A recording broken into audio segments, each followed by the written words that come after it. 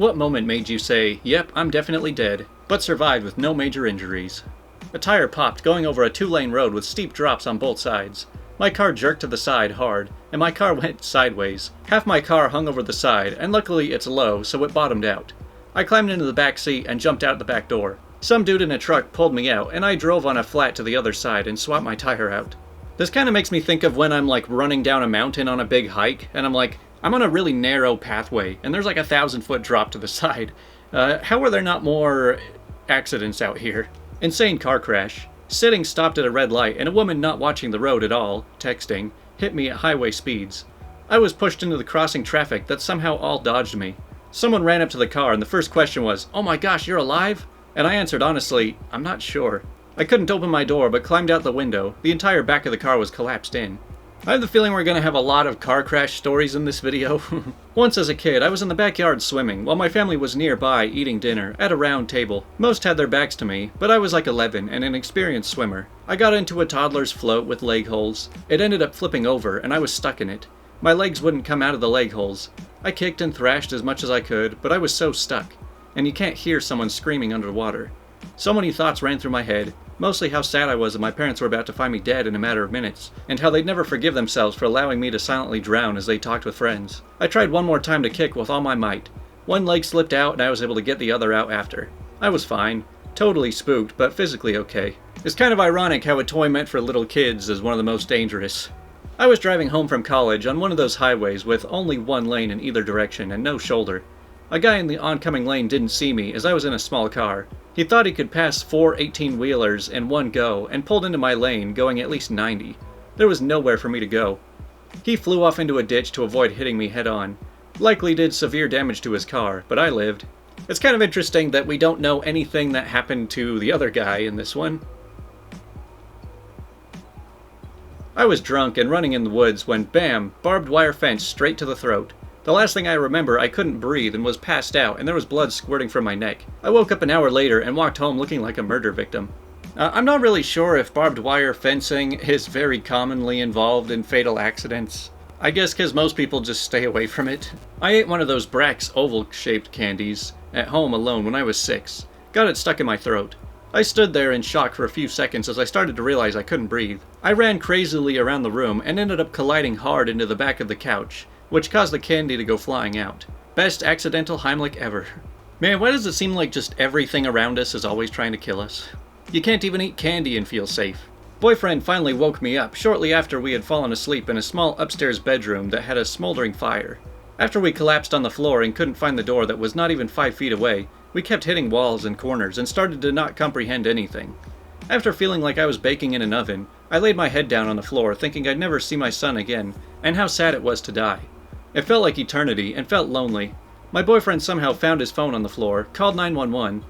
The fire department showed up in what felt like 2 seconds, but couldn't break down the front door. They shined the flashlight up to the window so he could kick out the AC unit, which he did.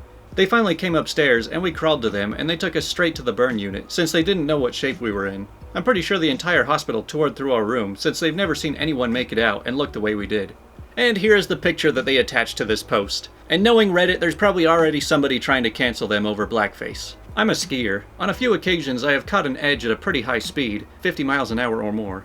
That moment when you feel both skis leave the ground when they're not supposed to is horrifying. Somehow I've never had anything more than some moderate whiplash and a sprained wrist. Knock on wood. Oh yeah, I've had tons of huge crashes on my snowboard. Probably the number one worst was, I went into a pretty massive terrain park where they have like jumps and rails and stuff. And so I was coming up approaching just 2 rails just parallel to each other. And so I thought, okay, I'll just ride in between them. And right as I'm going over it, I noticed that it's a set of about 30 metal stairs, which I was not prepared for. So I immediately just flew right onto my stomach and then just pounded all the way down all the stairs. And I got super bruised up from that. My worst is either that or another time where I went off a jump, but my feet slipped out from under me, and so I flew about 30 feet and landed right on my butt. And my whole pelvis got all messed up. I couldn't even walk normally for like 2 weeks after that. It's a lot of fun though, you should really get on the snow if you get a chance. Every time my heart does that pinch thing and starts beating irregularly. Yeah, who even knows? Happens all the time. I think that whenever it happens to me, it's because I just forget to breathe. Like, sometimes I'm so focused on something, or I'm just not even thinking about it. and then I realize that I'm way out of breath, that I just haven't been breathing, and that's when my heart starts going crazy. The hood on my car came open at 60 on the highway and completely blocked my sight in heavy traffic. I panicked and jerked the wheel a little bit, which caused me to fishtail a little bit. I kid you not, my driver's education teacher's words from 5 years prior rang in my head, to lean down and look through the space at the bottom of the hood. I pulled over and used some wire I found in the trunk to keep the hood closed. Anytime you close your hood, make sure it latches securely by pulling the hood like you're trying to lift the front of the car off the ground. You know, one time, maybe like a year ago, I saw a car driving down the road that just didn't have a hood or anything, like the whole engine was just exposed. And I have to wonder if this same thing happened to them while they were driving. My friend and I just spent a few days at a beach shack. My friend just got her P plates. She was super excited, so she wanted to drive us home. This was one of her first times driving alone. Being 17, we didn't really see an issue. I rang my dad beforehand and told him I was getting a lift. He said, "I don't think you should do that. I can come pick you up. I can drive some of the girls home too. I think you guys should wait until she's had more experience." Of course, being 17, thinking I knew everything, I said it was fine and that I was hopping in our car. We were on our way home, playing music and chatting. There were 5 17-year-olds in this car. I was sitting behind the driver's seat. My friend pulls out onto a 2-1 expressway from a country road, like an intersection. We notice she's turned the wrong way and tell her to make a U-turn. She pulls to the side and decides to go for it, through 2 lanes.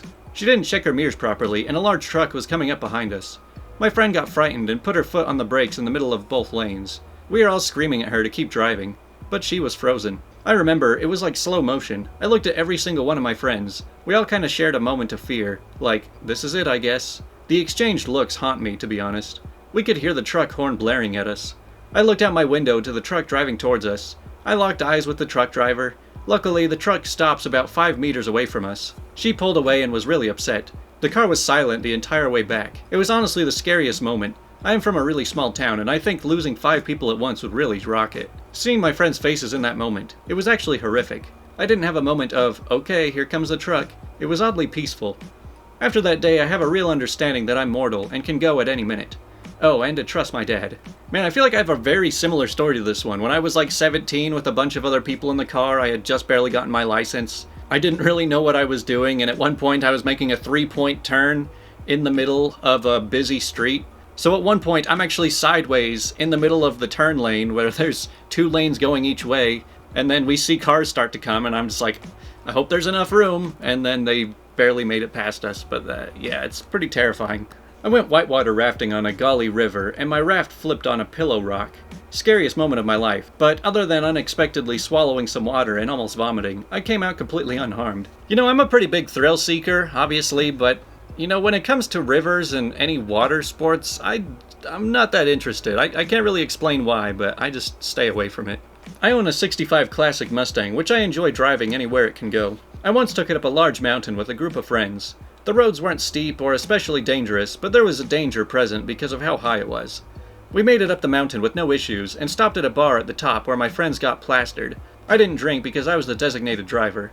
Before I continue, I need to clarify that the brakes on a stock Classic Mustang from the 60s era need to be primed before use. Basically, you have to hit the brakes twice before they work. On the trip down, the brakes cut out and stopped working. I primed the brakes over and over, but they didn't engage.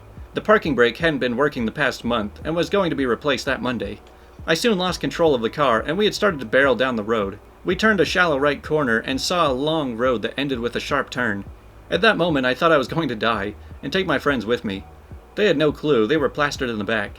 Luckily the brakes re-engaged halfway down the road and we managed to turn the corner. It has been 4 months and I haven't touched that car. To this day my friends have no clue what almost happened. Well, Mustangs do have kind of a reputation for killing people, but usually that's killing people that are on the outside of the car. I was driving on the turnpike in my Mazda 3 in the hard rain. It was 3 lanes and I was in the left lane doing 55, and then I hit standing water and hydroplaned. I did a full 360 spin across all 3 lanes of traffic and ended up in the shoulder stopped. I didn't hit anyone or anything, no one hit me, and one car was so scared with me that they also pulled over, but didn't check on me.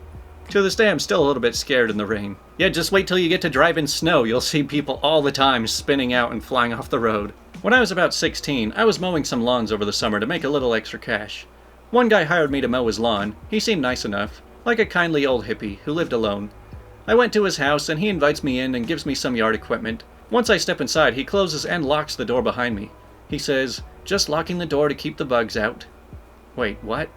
He leads me through his house and starts saying all this weird stuff. I don't know what you've heard about me around the neighborhood, but none of it's true. I'm straight as an arrow. We get to his basement door. I keep the mower in the basement. Probably should have hightailed it out of there then, but as a polite teenager, I followed him down the stairs into the dark basement. Once I get into the basement and my eyes adjust to the darkness, I start to get really scared. The entire basement has been plastered in 1970s Playboy nude centerfolds, but they've all been chopped up, missing heads, missing limbs. That's when I turn around and I see the guy emerging from the darkness wielding machete. That's when I was sure I was going to die. I just didn't know if he would hack me up right then and there, or lock me in the basement and torture me for a few days. My fight or flight response was about to kick in, but then he hands me the machete and tells me to use it to cut back the kudzu. Huge relief. I mowed his lawn and cut his kudzu, and the whole time I could see him watching me out the window. Finished as fast as I could and got the heck out of there. He called me a few times in the next weeks to mow his lawn again, but I never picked up. Eventually he moved away. To this day, not sure if he was an actual serial killer, or just a kooky old man who didn't understand how creepy he was. Ah yes, it was just a misunderstanding. You weren't trying to kill me, you just wanted me to mow your lawn. I was driving down a highway, doing 65 miles an hour, and suddenly my car started to shake. I tapped the brakes in reflex and my entire car flipped 180 degrees. I'm now facing oncoming traffic, including a semi-truck. I was so close I couldn't see the driver compartment. I screamed and jerked the wheel, bringing me in front of the sedan with two people screaming as they watched me appear out of nowhere. I kept screaming and floored the gas pedal, made it to the other side of the road and cried for a long time. I had a blown rear tire. Hitting the brakes was a terrible, terrible choice. Man, tires are always just the one thing you worry about the most when driving. I was running down a hill after rain when I was a kid, about 8, and slipped and fell. I jarred my spine pretty bad and couldn't move my arms or legs. I couldn't speak. All I could do was suck in air, whilst making some pretty horrific noises in the process. The teacher sat with me and shooed away the gawking kids while she rubbed my back and said nice things. No idea why nobody called an ambulance. Honestly, one of the most terrifying hours of my life. Though I cannot explain how happy I was when my limbs started working again. Also, when I was about 23, there's an ocean pool near where I lived. Man-made, and during big seas it basically turns into a vortex of hell. Some friends and I went down there and arrived when it looked fairly placid. We jumped straight in and paddled around as you do. Then the next set of waves started coming in. On the ocean side of the pool, the waves were trying to suck us back out to sea. On the cliff side, it was trying to turn us into mincemeat.